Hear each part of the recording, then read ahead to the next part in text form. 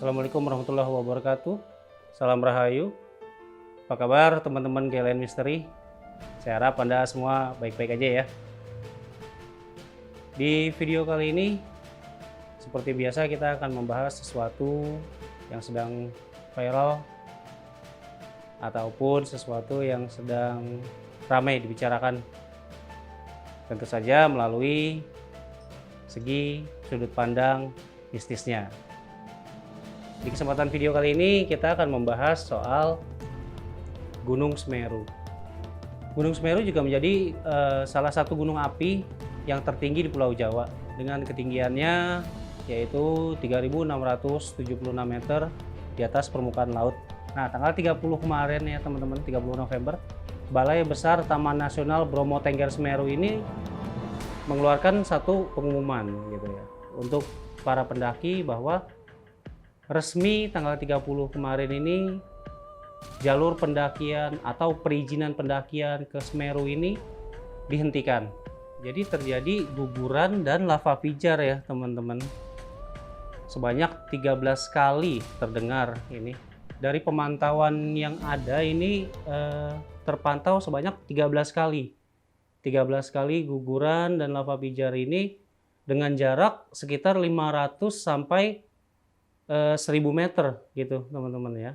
Dari ujung lidah lavanya ini mengarah ke Kobokan gitu. Itu satu daerah yang memang dekat sekali dengan Gunung Semeru.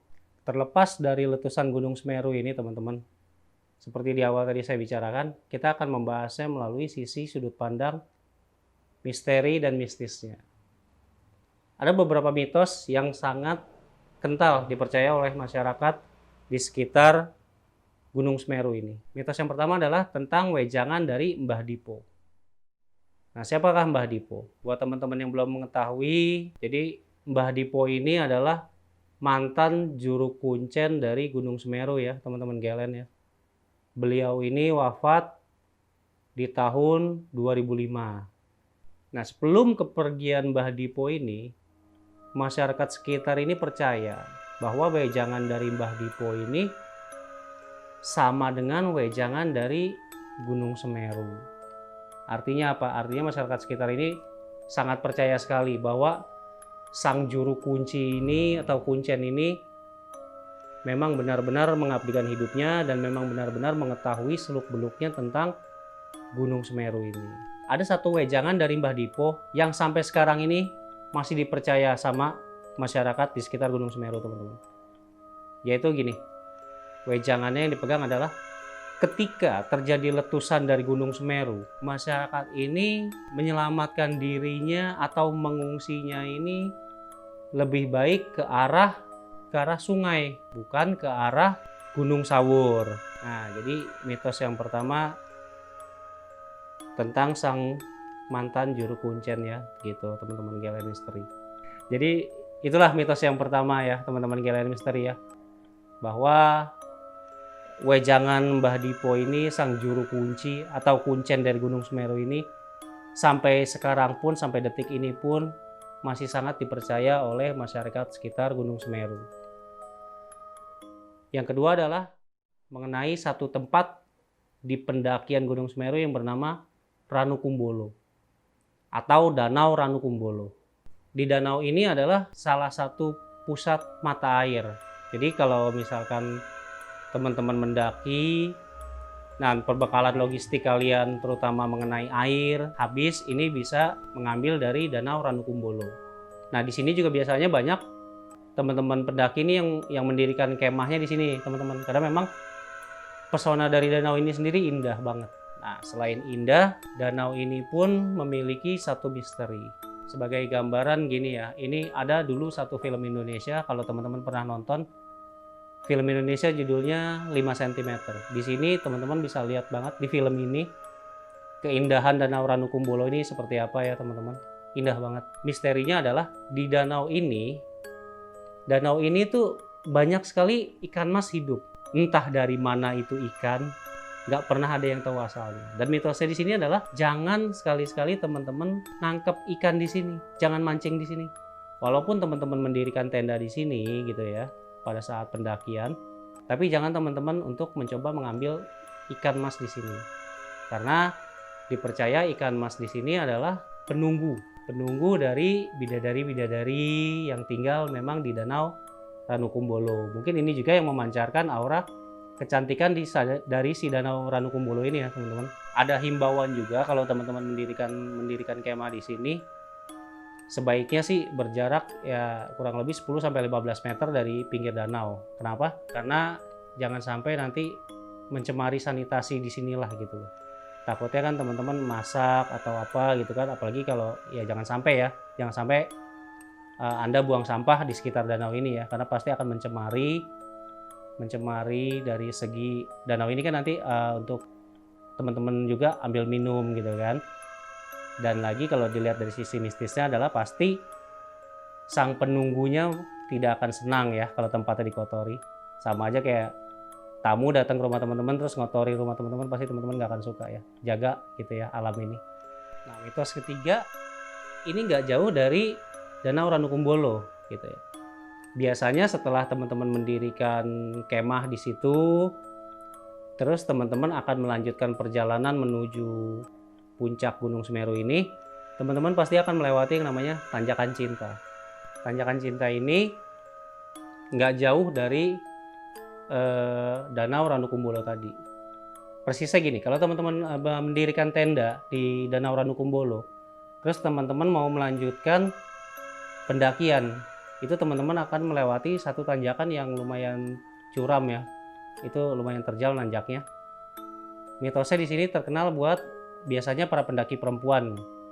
Nah, para pendaki perempuan yang ikut mendaki ke Gunung Semeru ini biasanya lebih berkesan dengan mitos ini. Mungkin lebih berharap saat mereka menjalaninya.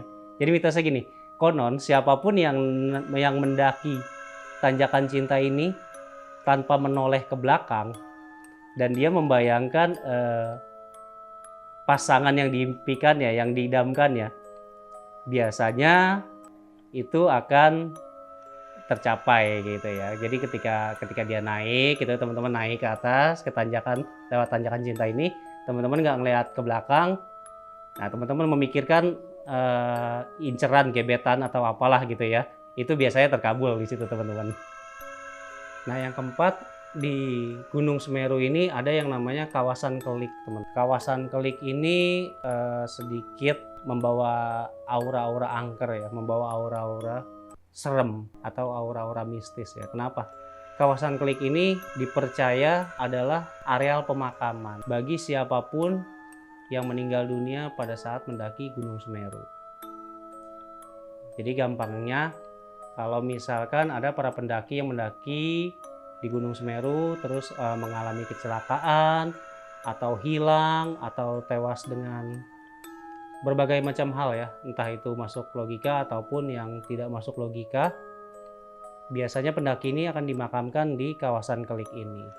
Nah, that's why kenapa ini auranya pasti masih ada korin-korin yang ingin berkomunikasi, yang ingin menyampaikan sesuatu gitu ya. Kalau Anda peka, nah, mungkin Anda akan mengalaminya di sana.